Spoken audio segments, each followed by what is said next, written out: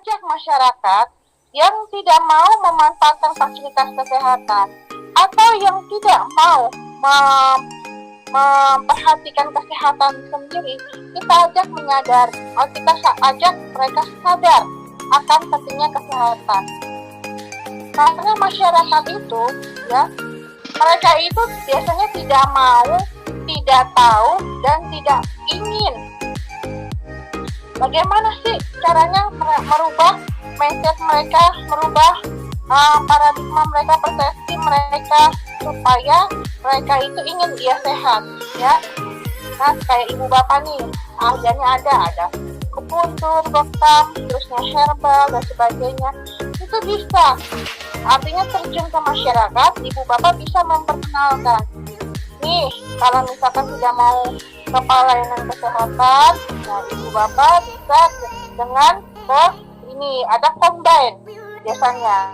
Nah, sekarang puskesmas kecamatan itu ada poli sendiri untuk poli komplementer. Dan bagi yang masih muda nih, masih muda, bisa loh ikut bekerja di puskesmas sebagai PNS mungkin, ya. Nah, nanti bekerja di poli komplementer, artinya ilmunya juga bisa.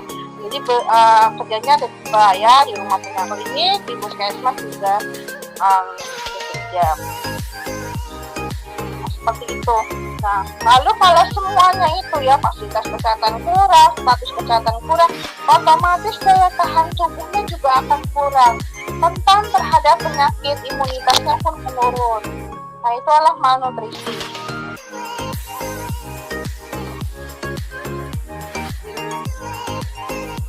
Sampai sini ada yang mau tanyakan? Belum, Bu. belum, oke. Ya, tadi adalah jaringan penyebab yang kita sebut web poison, ya, atau kita sebut juga jaringan laba-laba. Ada banyak, ya, ada banyak jaringan-jaringan yang lain penyebabnya, tapi yang saya kenalkan adalah jaringan penyebab laba-laba ini yang gampang kita pahami. Lalu hubungan timbal balik. Nah, terdapat hubungan timbal balik antara determinan dan kesehatan. Ya, tadi determinan itu, ya, determinan itu ada faktor fisik, faktor sosial, ya, faktor mental, dia akan mempengaruhi kesehatan. Dari ketiga faktor itu seimbang, otomatis kesehatannya pun akan seimbang. Nah, ya, saling mempengaruhi, determinan mempengaruhi kesehatan, kesehatan mempengaruhi determinan.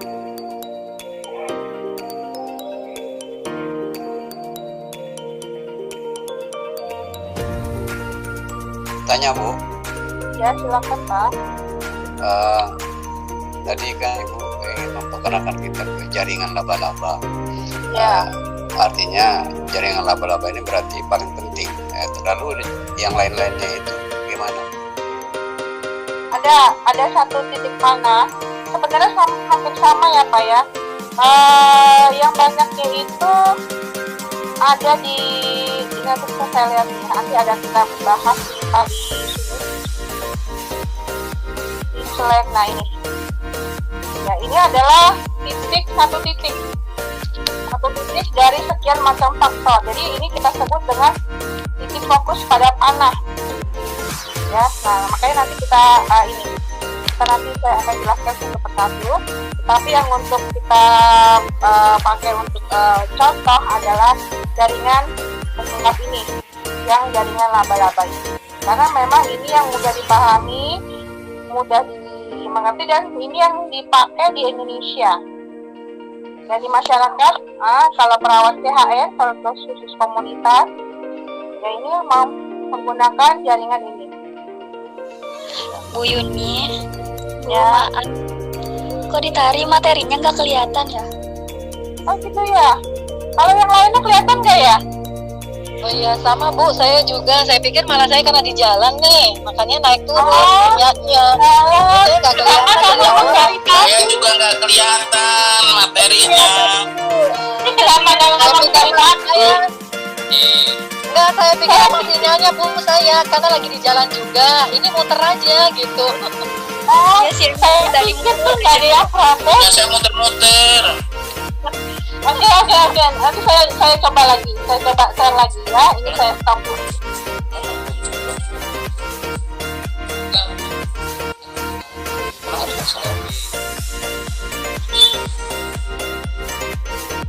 Satu tiga B. 20 C. 20 C Pak. Ketahuan lah sama saya.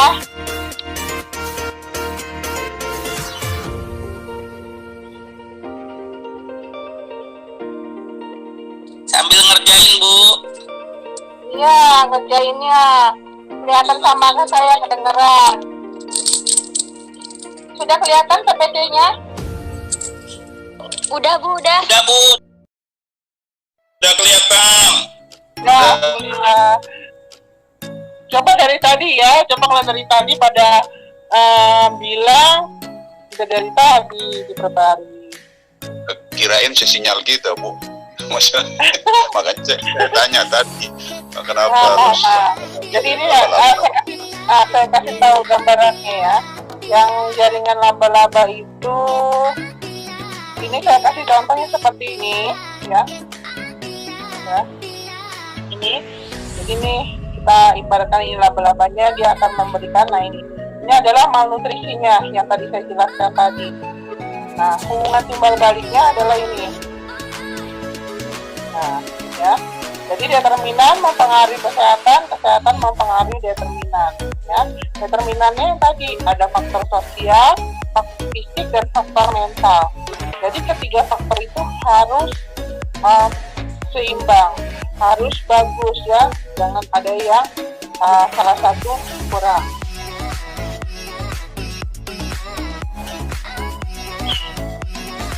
Nah, ada macam determinan kesehatan ya. Kalau menurut Gordon ya, itu ada penjamu, ada host, dan ada environment. Ada penjamu itu adalah manusianya, bibit penyakitnya kita sebut agent, dan lingkungan adalah environment ya. Di sini host adalah segala faktor yang terdapat pada diri manusia yang dapat mempengaruhi timbulnya penyakit. Jadi agent itu masuk, ada masa inkubatifnya untuk penyakit itu timbul ya. Nah, selama masa inkubasi, kalau daya tahan tubuh kita kuat ya, imun kita kuat, dia tidak akan terjadi penyakit atau tidak akan lebih parah lagi. Tetapi kalau pada saat masa inkubasinya dia daya tahan tubuh kita kurang, otomatis kita akan menjadi sakit. Nah, di sini ada bibit penyakit. Agent itu adalah substansi atau elemen yang kehadiran atau ketidakhadirannya dapat menimbulkan suatu penyakit.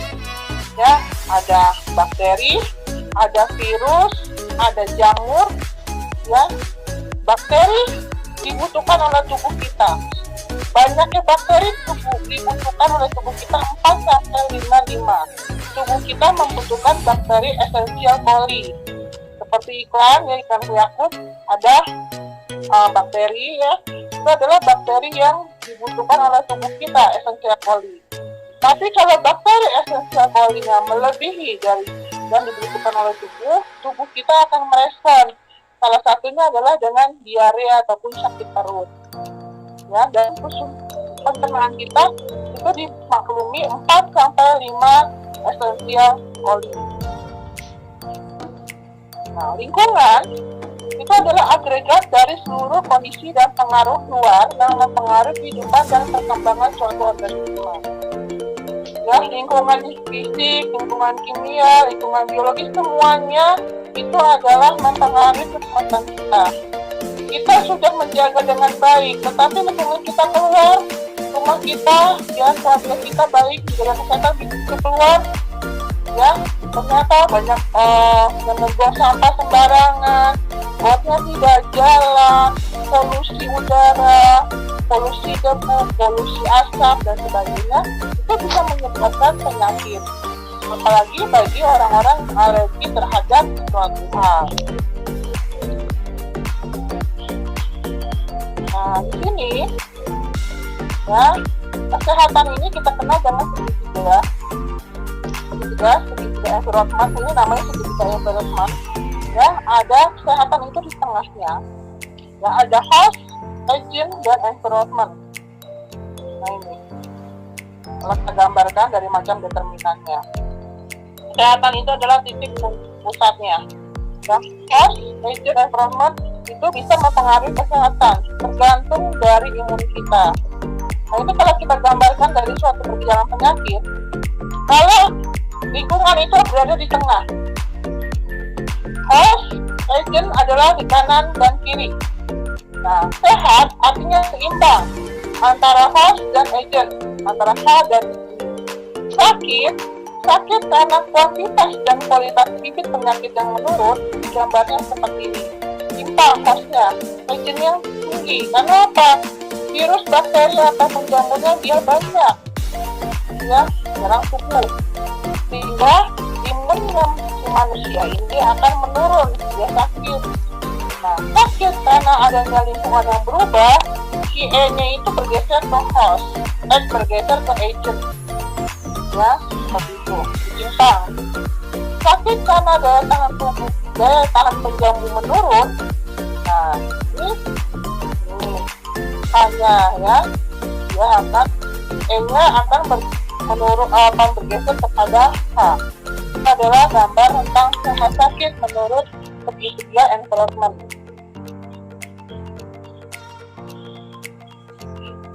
Ini ada macam determinan kesehatan menurut Bloom, ya.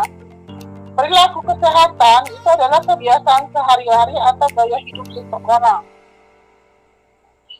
Lingkungan adalah segala sesuatu yang terdapat di lingkungan manusia yang bersifat fisik maupun non-fisik. Ya. Lalu pelayanan kesehatan itu adalah setiap upaya untuk meningkatkan kesehatan. Keturunan itu adalah kualitas dan kuantitas gen yang dimiliki seseorang yang dapat menimbulkan penyakit keturunan. Nah, kalau menurut Bloom ini bisa digambarkan seperti ini. Ya. Nah, sehat. Jadi yang paling mempengaruhi kesehatan adalah gaya hidup kita. Lalu yang kedua adalah lingkungan. Yang ketiga adalah pelayanan kesehatan. Yang keempat adalah keturunan. Ya, keturunan. Penyakit hipertensi keturunan dari orang tuanya misalkan. Tetapi belum tentu. Ya, ada yang orang tuanya tidak hipertensi, si anaknya hipertensi. Ya ini, ya, gaya hidup, ya, perilakunya. Ya, makan yang tidak terkontrol, makan junk food, ya, makanan siap saji, makan yang diawetkan dan sebagainya. Yang ini. Lalu ada macam determinan menurut kesehatan masyarakat di Kanada, ya, itu dilihat dari penghasilan dan status sosialnya. Lalu jaringan bantuan sosial, pendidikan dan buta huruf, makanya diwajibkan sekolah ya. Lalu jaringan bantuan sosial, pendidikan dan buta huruf, pekerjaan atau kondisi pekerjaannya, lingkungan sosial, lingkungan fisik, praktek kesehatan personal dan keterampilan yang untuk menyelesaikan masalah, perkembangan anak sehat, keadaan biologi dan faktor keturunannya, pelayanan kesehatan, gender dan budaya. Nah ini bisa kita lihat, ini adalah kalau di Kanada menggunakan ini satu titik untuk masalah kesehatan, ya masalah kesehatan. Tapi kalau di Indonesia kita mengadopsi yang tadi, ya caution tadi. Tapi kalau di Kanada dia mengadopsi seperti ini, sehat, ya berdasarkan dari pengaruh titik-titik. Sebenarnya sih artinya sama, intinya sama menuju sehat, tetapi gambarnya yang berbeda-beda, cara mengartikannya yang berbeda, sudut pandangnya juga berbeda.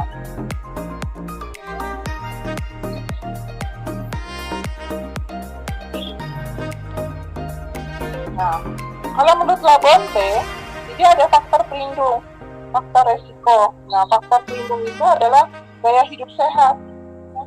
Makan sayuran, makan buah-buahan, olahraga teratur, gitu kan ya. Kondisi dan lingkungan yang sehat.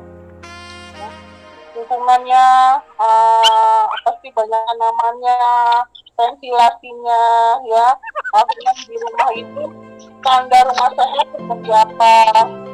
Ya, standar rumah sehat itu adalah luas ventilasinya, ya, adalah 10% dari luas rumahnya. Itu syarat rumah sehat. Lalu syarat rumah sehat untuk satu penghuni rumah, itu satu penghuni rumah membutuhkan 3 meter persegi untuk setiap orangnya. Itu dikatakan rumah sehat.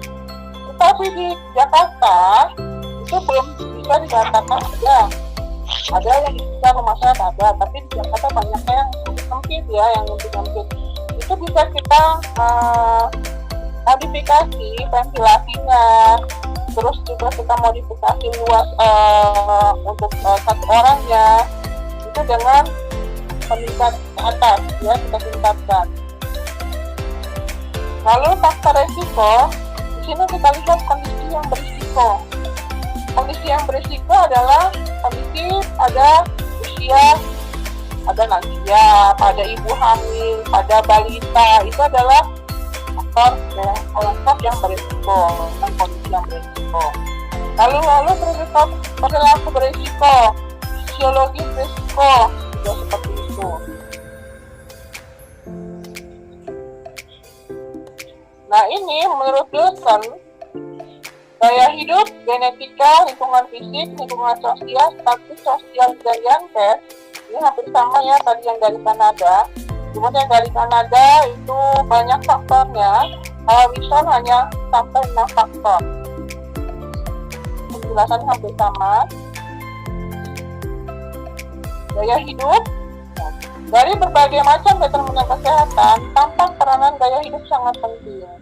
Karena gaya hidup dipengaruhi oleh berbagai determinan kesehatan, baik itu budaya, pekerjaan, pendidikan, penghasilan, lingkungan sosial, lingkungan fisik dan sebagainya. Ya, gaya hidup sangat sekali. Pergaulan kita pun ya, kalau nggak ikut kita ke mall, misalkan makan-makan di sana, kita dibilang ketinggalan zaman. Pas ada anak-anak zaman sekarang seperti itu. Kan ulang tahun maunya dimensi bukan menjelekkan seperti itu, artinya gaya hidupnya sosialitas sekali ya, artinya mereka boros ya, tidak ini kan memboroskan dengan sesuatu hal yang tidak berguna menurut saya ya. Kalau menurut mereka mungkin berguna, karena kalau menurut pandangan saya sebagai ibu ya, lebih baik mengolah makanan menjadi makanan sehat, kan ada sayur, buah, ya, vitamin, lauk pauk ya, dan sebagainya. Intervensinya bisa kita lakukan, ya, lakukan intervensi terhadap gaya hidupnya. Itu tergantung terhadap banyak determinan kesehatan yang mempengaruhinya. Tadi ya, ada faktor sosial, mental, ya, fisik, ya. Kalau kita jabarkan lagi ada budaya, kerjaan, dan sebagainya tadi di atas. Nah, di sini keberhasilan intervensi terhadap gaya hidup akan berpengaruh positif terhadap banyak determinan kesehatan. Dengan proses terdapat banyak determinan kesehatan terselesaikan. Ini kalau ada determinan tadi ya, post clean dan treatmentnya bisa terselesaikan. Jadi kita akan seimbang antara host dan agent, tidak mengalami pergeseran. Intervensi terhadap gaya hidup termasuk dalam ranah promosi kesehatan. Nah, seperti itu. Ada yang mau tanyakan Ibu Bapak?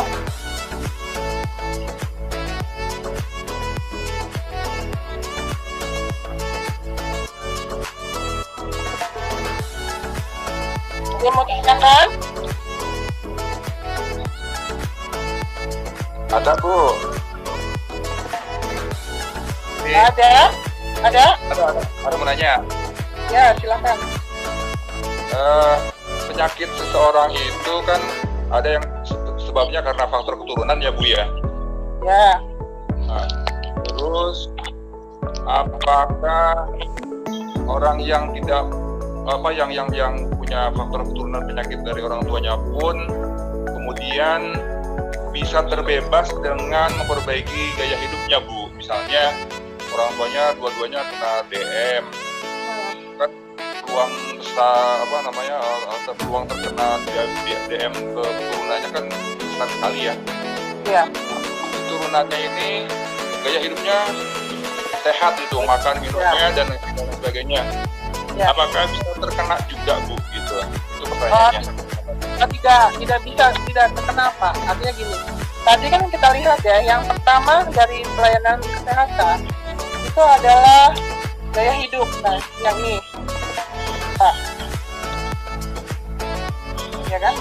Gaya hidup, lingkungan, pelayanan kesehatan, dan keturunan. Tadi Bapak membahas tentang keturunan. Keturunan itu adalah tahap akhir.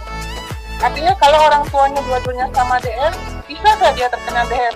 Bisa ya, bisa tidak. Artinya dia karier, pembawa. Kalau dia tidak menjaga gaya hidup yang pola makan, olahraga, ya aktivitasnya yang baik, yang sehat, dia akan menjadi DM. Ya, tapi kalau seperti yang Bapak bilang tadi itu ya, dengan merubah ya makanan yang sehat, bergizi, bervitamin, olahraga yang teratur, istirahat yang cukup, pikirannya tidak enjoy ya, tidak stres, dia akan tidak mengalami DM. Tapi dia karier Pak, dia pembawa, dia bisa menurunkan ke anaknya lagi, gitu loh Pak. Jadi dia bisa menurunkan. Kalau kita pakai teori kromosom ya, kan seperti itu ya, XX, XY gitu ya. Nanti yang mana yang karier ya, si bapak akan menurunkan ke anak yang perempuan, si ibu akan menurunkan ke anak yang laki-laki, seperti itu. Itu semua hasilan ya, itu semua dilihat dari, bukan hanya dilihat dari keturunan saja, tapi yang berpenting pengaruhnya ini adalah gaya hidup. Itu yang penting sekali ya, karena gitu, Pak. Jadi udah ada turunan, gaya hidupnya rusak, ya udah parah lah Bu ya. Udah parah itu Pak. Udah parah, maka mungkin bisa menjadi komplikasi yang lebih lanjut, komplikasi DM yang lebih lanjut ya Pak ya. Ya kan bisa seperti itu. Ya, ada lagi. Ya, ada lagi yang lain mungkin ingin tanyakan? Ada Bu. Silakan Pak Namin. Ini saya belum paham dengan prognos dengan bekam itu sendiri. Apa ada kaitannya Bu? Dengan bekam? Iya. Bekam itu ya, pengambilan darah lewat permukaan kulit. Ya. Artinya apakah prognos ada hubungannya dengan bekam gitu Pak? Ya betul Bu. Ya. Sama artinya dengan ROM, adakah ROM oplos yang pada pasien karena hubungannya dengan stroke, penyakit stroke. Nah, tadi sempat kita diskusi awal ya, bekam itu adalah salah satu tindakan untuk suatu penyakit, gitu ya Pak ya. Bapak bilang sendiri bahwa klinik Bapak banyak menangani pasien-pasien dengan penyakit yang lain. Nah, itu semua ya, bekam dan berantas itu ada hubungannya Pak. Ada hubungannya. Kalau kita lihat ya Pak, dari Bapak sudah punya buku ini apa Niknap? Keperawatan Pak, Niknap, diagnosa keperawatan. Punya belum? Nah, ada salah satu diagnosa ya, pokoknya setiap Bapak lihat deh, untuk salah satu diagnosa, contohnya diagnosa untuk gangguan perfusi jaringan. Gangguan perfusi jaringan itu salah satunya ada tindakannya adalah kolaborasi dengan dokter untuk pemberian obat, lalu teknik relaksasi ya, lalu tindakan akupresur, ada di situ tindakannya, lalu tindakan bekam. Coba dilihat Bapak deh di urutan paling akhir, karena urutan pertama adalah pantau keadaan vital pasien dan keadaan umum pasien, itu urutan pertama. Lalu urutan keduanya banyak tuh ya Pak ya, itu bisa dilihat. Nah, jadi bekam itu ada hubungannya Pak untuk promosi kesehatan. Artinya kalau kita berbekam ya, otomatis akan mengeluarkan darah yang tidak ini yang saya tahu ya, saya tidak paham dengan bekam ya. Artinya darah itu yang apa yang tidak berguna ya kalau nggak salah ya, itu yang dikeluarkan oleh bekam itu kalau nggak salah. Saya kurang paham juga untuk bekam. Ya mungkin bisa ada yang membantu saya untuk bekam itu sendiri. Yang pasti kalau untuk melakukan bekam itu ada hubungannya, karena waktu itu kita pun melakukan tindakan ya akupuntur dengan tindakan kesehatannya ya, itu mengadakan baksos itu sudah dilakukan. Jadi pada saat kita promosi kesehatan tentang hipertensi, nah itu kita melakukan penyuluhan hipertensi. Jadi dengan pasien yang sudah lama terkena hipertensi, otomatis dia sudah bosan untuk minum obat biasanya. Akhirnya obat bolong-bolong sehingga kondisi tensinya itu naik turun, tidak stabil. Sehingga ada tuh tensi yang lainnya, ada ditawarkan bisa untuk kesehatan, bekam dan sebagainya. Nah, silakan Bapak maju ke sana. Salah satu adalah bekam. Nah, bekam ini seperti ini. Kalau Bapak Panamin mau mengajarkan si pasien dan keluarganya untuk berbekam, silakan. Jadi bisa mencoba sendiri. Diajarkan. Tapi kalau tidak, nah Bapak ajarkan berapa kali bekam itu bisa dilakukan untuk mengurangi penyakitnya atau meringankan penyakitnya. Seperti itu Panamin. Jadi ada hubungannya apa? Izin Bu. Ya, Pak Andi. Itu kan masuk Pak Namin itu, gini loh Pak Namin, Promkes itu kan promosi kesehatan, mengedukasi warga masyarakat atau pasien ya untuk mendapatkan derajat kesehatan yang lebih baik. Jadi hubungan bekam dengan kesehatan, misalnya Bapak ngambil ya Promkes tentang penanganan hipertensi dengan menggunakan bekam, kan itu bisa. Jadi Bapak mengedukasi pasien-pasien yang punya penyakit hipertensi itu dengan penanganannya melalui dengan bekam gitu. Nah, salah satunya seperti itu Pak, Promkes itu kayak gitu. Nah, Bapak nanti pilih penyakit apa dengan dengan terapi bekam itu penyelesaiannya gitu loh. Itu Bu. Ya Pak, ya hampir mirip ya Pak ya. Terima kasih Pak Andi sudah ditambahkan jawabannya. Artinya kita baik Promkes ataupun dengan medical bird dalam materi satu kesatuan. Ya, artinya di dalam itu ada buku keperawatan, makanya saya suruh baca ya Pak Namin, beli bukunya nanti dibaca. Karena salah satu Promkes itu adalah salah satu tindakan untuk tindakan intervensi dari setiap di maternitas ada penyuluhan kesehatan, di medical bedah ada, di anak ada, dilihat dari intervensinya. Nah, kita akan belajar di sini Promkes. Makanya nanti salah satunya adalah PR-nya adalah membuat media.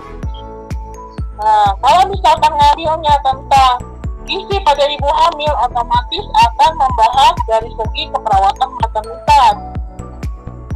Kalau membahas tentang ISPA pada anak, otomatis akan membahas tentang anak. Nah, itu kan Promkes ada di sini. Itu Pak Namin. Halo Pak Namin. Pak Namin nggak ada ya? Apa sinyalnya kali ya?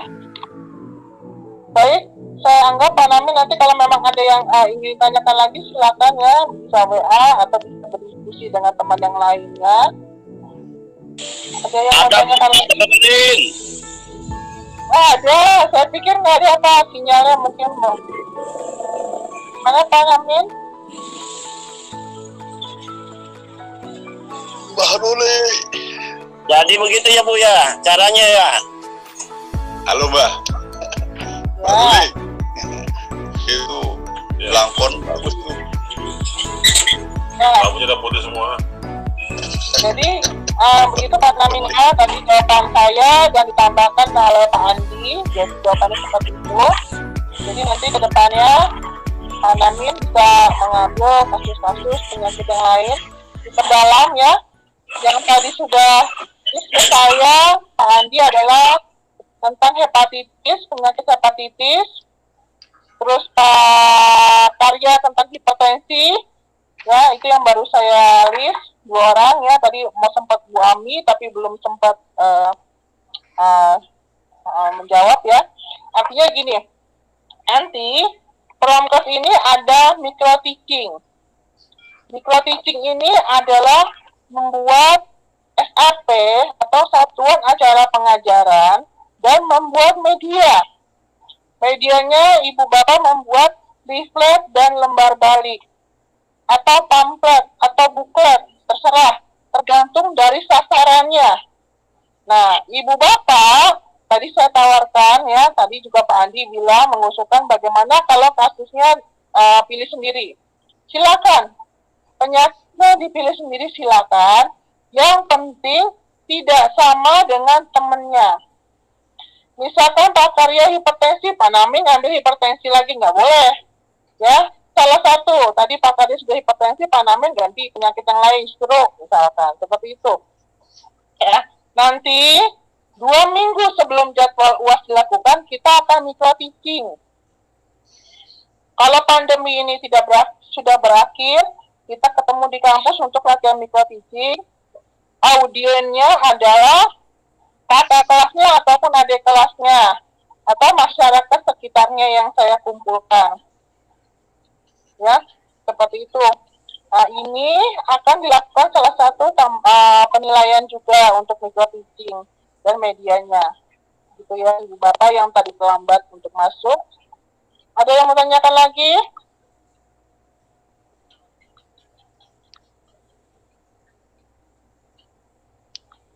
Cukup? Berarti harus dikoordinasi ya Bu, satu kelas Bu ya, biar supaya tidak sama. Iya, satu kelas. Iya, Bang Ahmad. Artinya gini, kalau misalkan dipercayakan sama saya untuk menentukan penyakitnya, saya membuat. Kalau memang mau membuat sendiri, yang sekarang yang hadir silakan milih. Kan Pak Karya milih hipertensi, saya hepatitis. Silakan yang lain. Kalau enggak milih ya nanti Bu Yuni yang membabi semua. Ini suara saya. Halo. ya, Ya, ini saya masih naik turun sinyalnya. Jadi suara ada nggak ada gitu, Bu. Mungkin kalau kurang saya mohon maaf ya, Bu. ya, nggak apa-apa Bu, ya namanya sinyal ya. Ada kendala memang kalau untuk cuma. Bu Yuni, ini kira-kira kan saya kira-kira ada contoh ininya nggak untuk makalahnya gitu yang akan nanti kita buat ini, jadi biar standar gitu sama yang Ibu punya. Oh iya, ada Pak, ada. Nanti kita kan akan jelaskan dulu Pak. Cara pembuatan SAP-nya itu dijelaskan. Terus cara kriteria membuat medianya seperti apa dijelaskan. Nanti itu metode dan media itu bagiannya Bu Hernida. Nanti satuan acara pengajaran bisa dengan saya. Nanti diajarkan cara pembuatannya. Setelah setelah itu Ibu Bapak membuat. Sekarang ini ya bagikan kasusnya atau Bapak Ibu bagi kasus ya masuk dengan judul penyakitnya. Saya harapkan Ibu Bapak sudah mempunyai literaturnya. Yang hepatitis literaturnya apa, dikumpulin semuanya. Kira-kira gambaran membuat medianya seperti apa. Nah, terus berikut dengan penyakit yang lainnya. Nanti akan dibagi ke pembimbingnya. Misalkan Pak Ruli pembimbingnya dengan saya untuk micro teaching. Nanti Pak Ruli konsulnya ke saya. Konsul dari awal sampai dengan akhir ke saya, lalu nanti diujikan dengan saya. Itu ada namanya ujian prakteknya, Pak.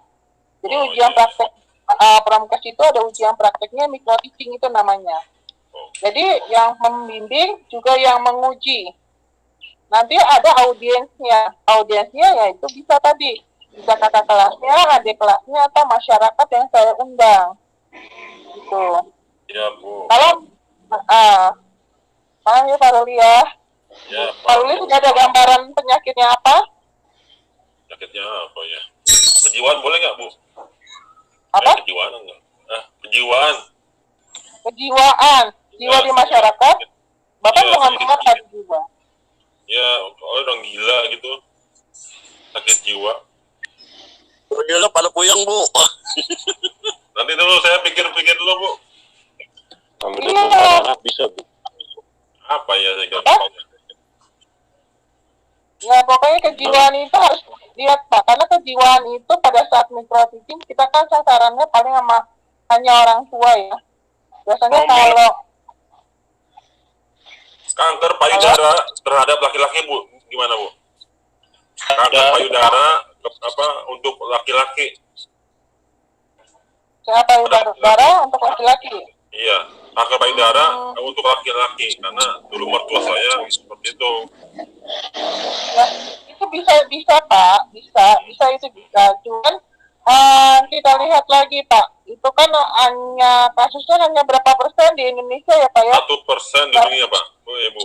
Bu, usul Bu pembahasan penyakitnya yang familiar aja Bu. Yang pertama pembelajaran buat kita untuk lebih memahami dan menguasai penyakit tersebut. Dan targetnya kan yang banyak beredar di masyarakat Bu. Jadi penyakit yang familiar aja. Nah, itu yang baru saya mau sampaikan ke Pak Ruli, Pak Andi. Artinya, Atau Ibu, ini Bu, Ibu share penyakitnya apa, nanti kita pilih gitu.